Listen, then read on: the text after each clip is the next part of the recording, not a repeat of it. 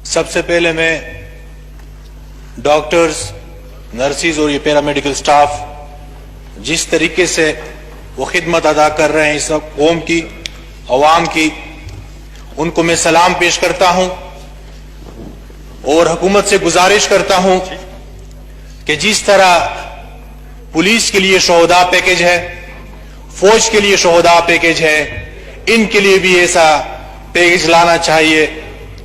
जनाब speaker, corona से पहले भी इस मुल्क के जो माशी हालात थे वो सब आपके सामने है कि हमारा रुपया डिवैल्यू हो चुका था और जो मिनी बजट जो 3 आए और जिस तरीके से आवाम के कंधों पे ये टैक्सेस का जो बोझ लाया गया, जनाब स्पीकर, उस बोझ से हमारा मिडिल क्लास गुर्बत के उस किनारे पे गया जहां बड़ी मुश्किल से वो वहां से निकले थे।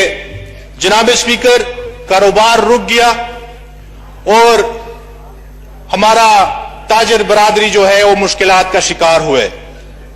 जनाब स्पीकर, और इसी तरह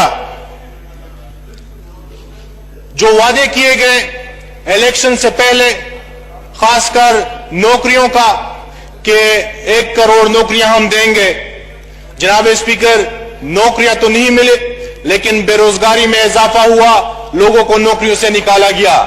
और इसी तरह जो घर बनाने के जो वादे थे, लोगों के घर तो नहीं बनाए गए लेकिन गिराए बहुत हैं। जनाब स्पीकर, जब ये बजट आया तो आवाम को उम्मीद थी, क्योंकि कोरोना की वजह से बड़े मुश्किलात में थे आवाम, वो समझ रहे थे कि ये बजट आवामी बजट होगा, किसान का बजट होगा, मजदूर का बजट होगा, तनख्वाहदार का बजट होगा। लेकिन बदकिस्मती से जब हमने बजट की तकरीर सुनी तो ये न में किसान का बजट नजर आया, न मजदूर का बजट नजर आया, न तनख्वाहदार का बजट नजर आया, बल्कि IMF का बजट था जो पिछले साल भी पेश किया गया। जनाब स्पीकर, यहां पर ये लॉकडाउन की वजह से जो हमारी ताजर बिरादरी है, जिस तरह वो मुतासिर हुए हैं, खासकर वो ताजर जो किराए की जगहों पे अपना कारोबार करते हैं, जिन पे किराया जमा हुए हैं और उनका रोजगार बंद था, अब वो इस पोजीशन में है कि वो आगे अपना कारोबार आगे नहीं लेके जा सकते। तो हुकूमत से गुजारिश है कि ऐसे किराए के लिए जो इन पे जमा है, इनके लिए स्पेशल पैकेज का ऐलान किया जाए ताकि वो अपना कारोबार आगे लेके जा सके। और इसी तरह जो हमारा मजदूर तबका है, दिहाड़ी मजदूर, उनके लिए भी कोई अच्छा सा पैकेज लाया जाए। एहसास प्रोग्राम में तो पैसे तकसीम हो रहे हैं लेकिन उसमें वो मजदूर तो नहीं है, कुछ ऐसे लोग भी शामिल हैं जो उसके हकदार नहीं।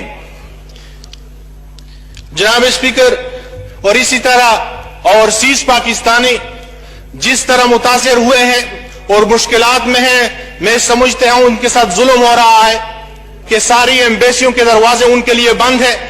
जनाब स्पीकर, वो तो बड़ी अहमियत रखते हैं, दूसरे मुल्क में कमाते हैं और अपने मुल्क में ये पैसे बेचते हैं, और इसमें हमारे मुल्क उनके साथ जुल्म हो रहा है।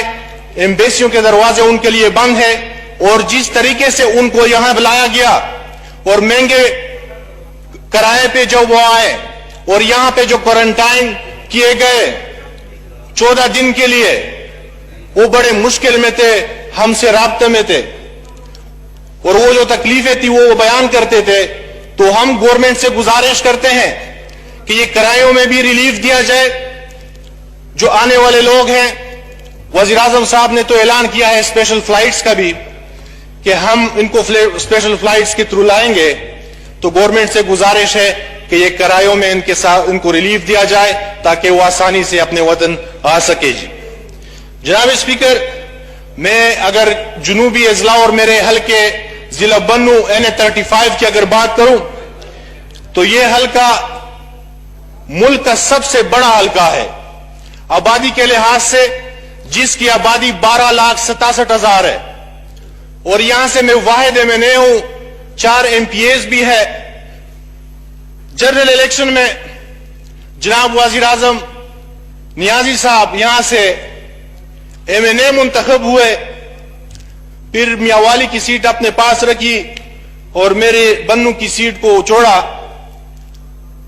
जिस तरीके से वो वहां से मुंतखब हुए थे, इस पे मैं कुछ नहीं कहूंगा, सिर्फ ये कहूंगा कि वो जिला बन्नू के आवाम का मैंडेट नहीं था। वो जिला बन्नू के आवाम का मैंडेट नहीं था।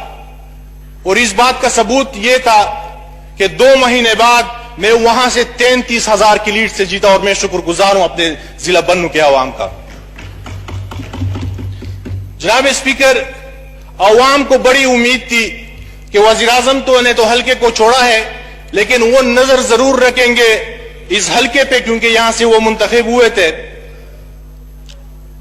तो बदकिस्मती से इस हल्के में और जनूबी अजला में जो पिछली हुकूमत में जो मंजूर शुदा स्कीमें थी, उसको ना सिर्फ रोका, उनके पैसे भी वापस किए, जिसमें पहले नंबर पे हमारे बन्नू इंटरनेशनल एयरपोर्ट की बात थी, जिसमें मियां साहब की हुकूमत ने, कैबिनेट ने मंजूरी भी दी और इस पे काम भी शुरू हुआ, फिजिबिलिटी वगैरह सब कुछ हो गई, सारी NOC भी मिल गई। लेकिन बदकिस्मती से जब यह हुकूमत आई, ना सिर्फ बन्नू एयरपोर्ट पे काम रुका और इसके जो पैसे थे वो भी वापस हुए। मैं आपको बताता चलूं जनाब स्पीकर कि बन्नू इंटरनेशनल एयरपोर्ट बड़ी अहमियत रखता है दिफाई लिहाज से भी, और पेशावर एयरपोर्ट चूंकि एक वाहिद एयरपोर्ट है खैबर पख्तूनख्वा का, जिस पे बड़ा लोड है और अबाउट 60 to 70% पैसेंजर जो है वो हमारे ऑर्डर इन द हाउस और सोशल डिस्टेंसिंग। चीफ विप साहब, आप चीफ विप हैं और आप अगर रूल्स को फॉलो नहीं करेंगे, SOP को फॉलो नहीं करेंगे, अगर कचहरी करनी है तो लॉबी में चले जाएं। थैंक यू जी। दुरानी साहब। स्पीकर, तो बन्नू इंटरनेशनल एयरपोर्ट पेशावर एयरपोर्ट पे बहुत रश है, बहुत लोड है, क्योंकि सूबे का वाहिद एयरपोर्ट है। तो जब पिछली हुकूमत में इसकी मंजूरी दी गई, अबाउट 60 to 70% पैसेंजर जो है वो हमारे जनूबी अजला 5 अजला है, शुमाली वजीरिस्तान, जनूबी वजीरिस्तान, इन यहां के हैं। और जनाब स्पीकर, मैं आपको बताता चलूं कि इस एयरपोर्ट से अफगानिस्तान को भी बड़ा फायदा था, क्योंकि बॉर्डर के साथ है। तो हम गवर्नमेंट से गुजारिश करते हैं कि खुदारा ये ज्यादती मेरे हल्के के साथ, जनूबी अजला के आवाम के साथ ना की जाए और बन्नू एयरपोर्ट पर काम शुरू किया जाए और इसको मुकम्मल किया जाए। और इसी तरह जनाब speaker, motorway from Hakla to DI Khan, हमें उम्मीद है कि ये जून में मुकम्मल होगा, जो नजर नहीं आ रहा। हमें तो CPEC की पार्लिमानी कमेटी में बताया गया था कि ये जून में मुकम्मल होगा, उस पे काम शुरू है। यहां से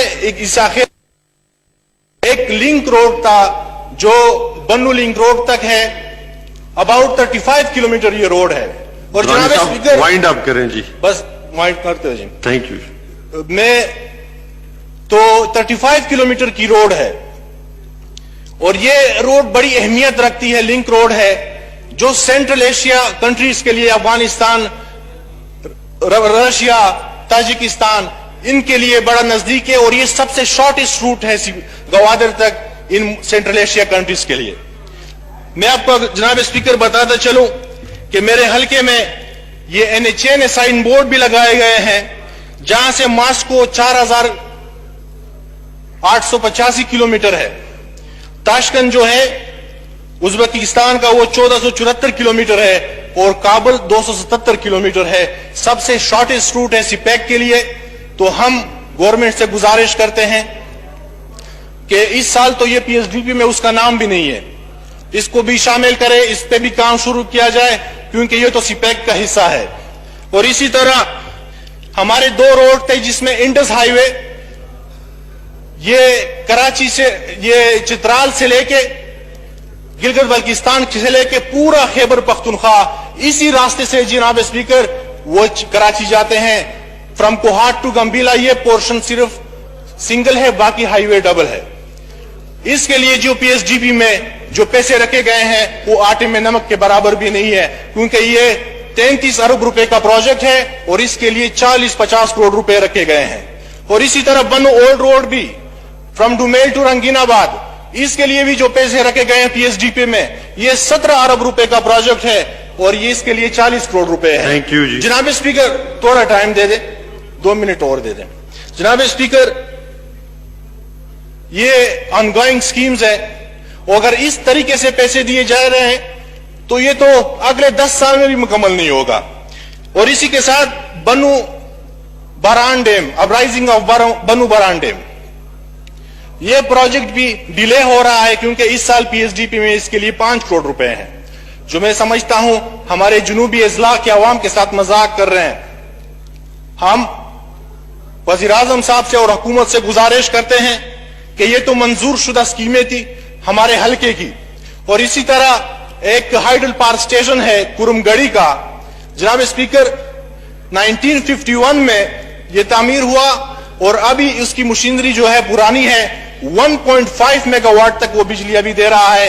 लेकिन पिछली हुकूमत में इसकी मंजूरी दी गई, पैसे भी दिए गए, लेकिन बदकिस्मती से जो मुंतखब वजीर आजम है, हमारे जो एमएनए थे जो हल्के को छोड़ा, उसके बावजूद भी इस प्रोजेक्ट को भी रुकवा दिया गया, पैसे भी वापस किए गए। और जनाब स्पीकर, थैंक यू जी। बीएसडीपी में भी उसका नाम नहीं है, तो गवर्नमेंट से दरखास्त करते हैं कि इन प्रोजेक्ट को शामिल किया जाए। और इसी तरह हमारे डीआई खान में चश्मा लिफ्ट केनाल, उसको भी पीएसडीपी से निकाला गया है, जो जनाब स्पीकर 8 से 9 लाख जमीन ज़ेर आब आ सकती है। शुक्रिया जनाब। और जो बहरान है गंदम का, जो गंदम का, अल्लाह ना करे कि इस साल भी हो, लेकिन वो होगा, ये अगर ये चश्मा लिफ्ट केनाल बन जाए तो इंशाल्लाह ये बहरान नहीं होगा। Thank you. शुक्रिया जी। थैंक यू दुरानी साहब जी। जनाब मोहतरम शाहिद अहमद खान साहब जी।